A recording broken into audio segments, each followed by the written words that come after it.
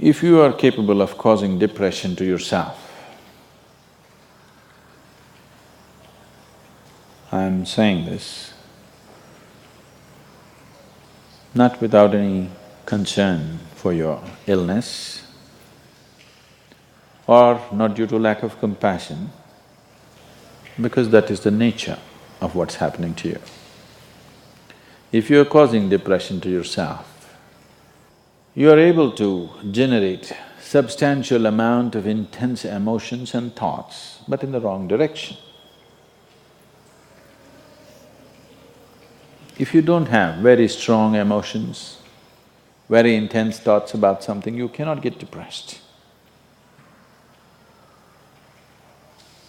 It is just that you are generating thoughts and emotion which work against you, not for you.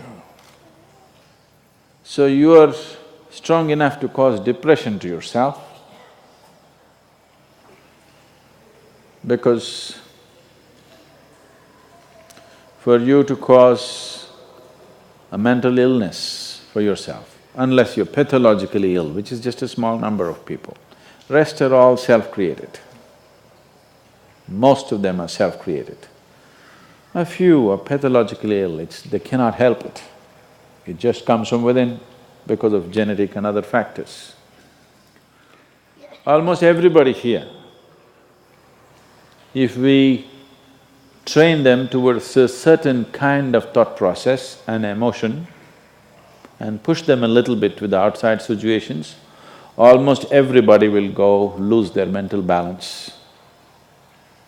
They will become clinically ill. They can be driven to madness, I'm saying, because the line between sanity and insanity is very thin. People keep pushing it. You get angry, you're pushing the line. It's a thin line. In fact, when you get angry, you know you're pushing the line. That's why the expression, I was mad at somebody. You're not mad at somebody, you're just going mad. You cannot be mad at somebody.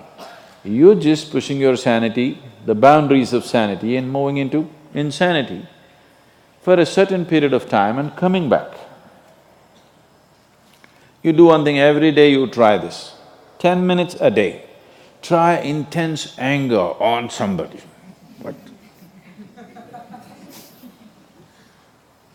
You will see in 3 months' time, you will be clinically there. Yes. Just try it if you want.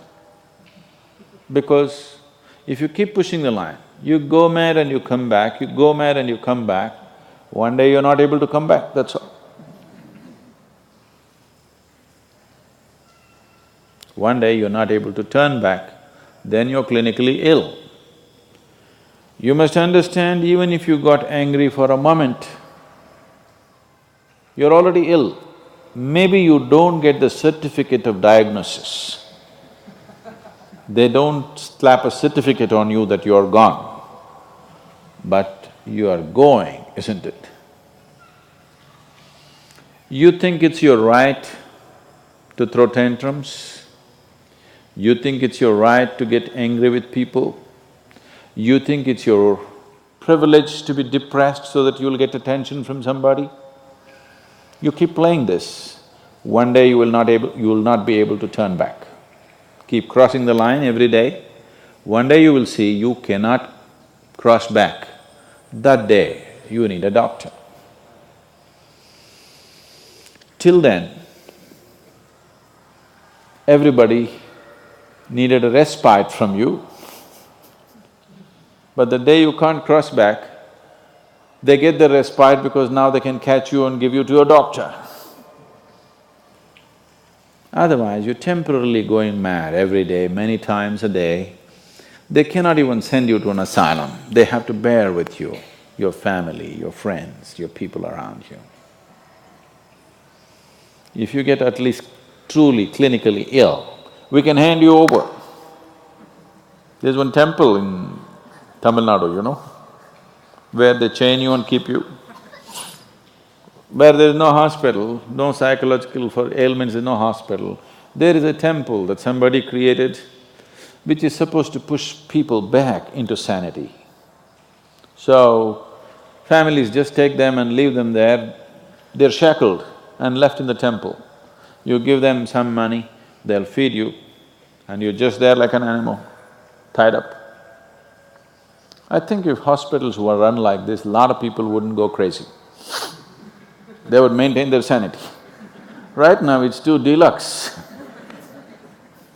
If you make hospital extremely comfortable, it'll become an incentive to become sick. And you have incentives in your life to become ill, right from your childhood. You got the maximum attention only when you fell ill. When you are happy, they screamed at you. When you squealed in joy, they screamed back at you, adults. You…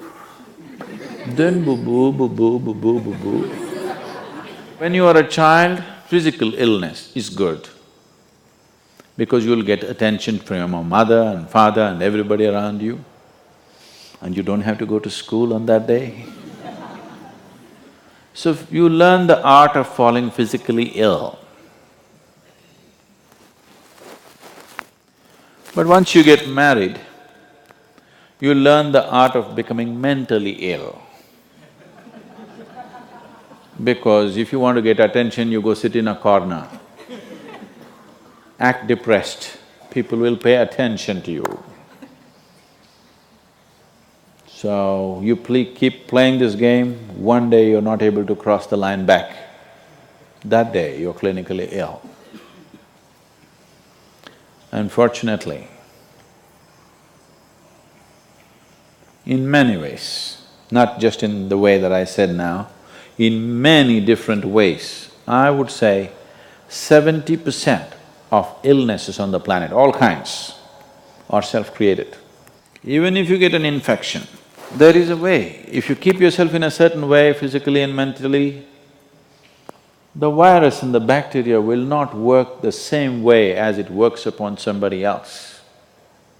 If you set yourself like this, no matter what's happening, anyway, I have to go and do this, this and this. There's no break from that. The last 29 years, I have not been able to cancel one program because I'm running temperature, I got a cold, I got this, I got that. It doesn't matter what's happening, what you have to do, you anyway have to do. You can't turn back on that. Either out of your commitment or you have a boss like that. One way or the other, if it happens, then you will see, you will not at all fall sick so often. Because if you have temperature, you still have to go. If it's summer, you still go, right? Now, a lot of people don't go. It's a little hot outside, they don't go and work. Little cold outside, they don't go and work. A little raining, they won't go and work. A snowflake, they will not go and work. This is just weather. So for every change in weather, if you have the comfort of covering yourself in a blanket and lying down, once you create that, your body will learn to fall sick as often as possible. If you just keep it this way, it doesn't matter what it is, anyway I have to go and do what I have to do, you will see your body will just bounce back as quickly as possible, even if it gets the worst kind of infections. So, you just have to set the necessary conditions for health, necessary incentives for health, both for yourself and your children if you have them. Do not set incentives for sickness. The child is sick, observe him from a distance, never go cuddling. He knows that's the worst time of his life and he knows he has to get well soon. And give him the best attention when he is joyful. You will see he naturally learns from within. His very chemistry will learn that it pays to be joyful, it doesn't pay to be sick. If you make this very clear to your own biology, to your own chemistry and to everybody around you, you will see people will not fall sick as often as they are right now. So set that up for yourself. You will see you will get healthy. If you can turn your mind this way, you can also turn it this way. I want you to understand this. No, I'm like this because my father abused me when I was 7 years of age.